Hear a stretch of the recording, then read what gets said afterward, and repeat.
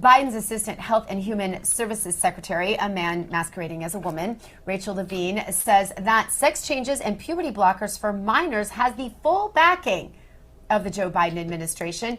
He made those comments during a roundtable discussion on pediatric medicine. Listen to this. I think that as we look to all the different elections in 2024, I think the next 2 years are going to be challenging, but I am positive and optimistic and hopeful that the wheel will turn after that, and that this issue won't be as politically and socially such a minefield.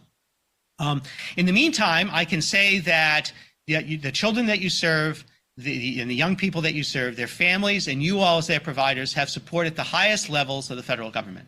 President Biden supports you, and he has articulated that support for the children and families frequently. Now, to be clear, this roundtable discussion was not about adults like Rachel Levine opting to have surgeries and hormone therapy.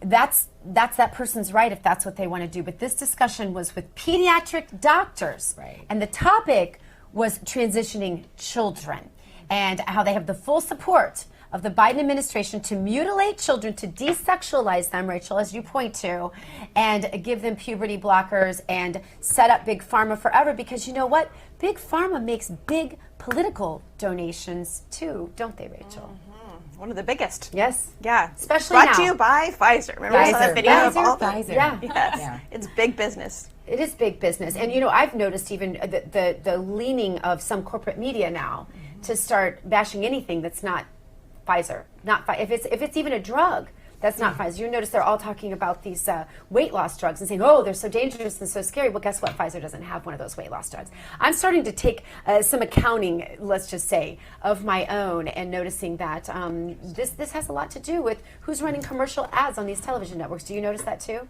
Is this show brought to you by Pfizer? No, we can assure you. Okay, good. Not brought to you. Brought Exactly to you by not. Real America Voices. How's that? Yeah, that's right. Yeah. That's right. It's so true, though, as a child. I mean, think about how many times you change your mind.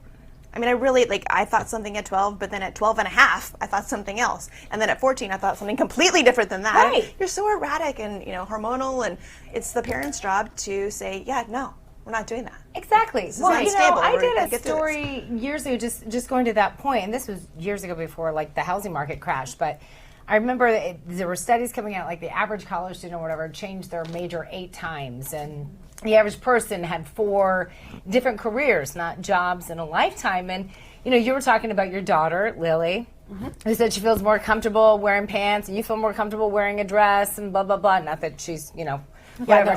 Woman all the way.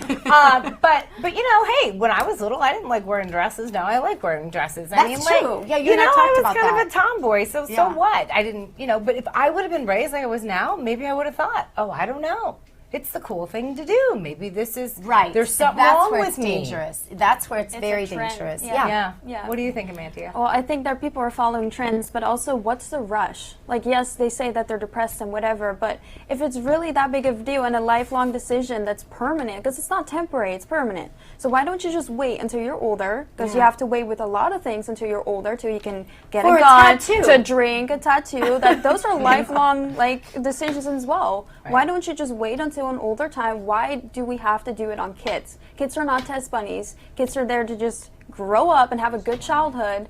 I don't want to see kids having to fear what their teacher is saying. The fact that they go to school and be like, oh, can I believe my teacher, or do I have to make my own opinion? We can't make these kids adults when they're 5 years old. It's just not happening. Yeah, like you said, this isn't a tattoo. This is a life-changing decision that they're making. And I think a lot of the reason, going back to your point, again, what did you say, 12 times more likely To suicide if they have transitioned than if they haven't. This is a study going back to the 70s. Right. So don't let them scare you, which is what they're doing, that if you don't do this for your child's going to take his or her life. That's the point we're trying to make here. I'd love That's to know. a great emphasis. Yeah, what you think.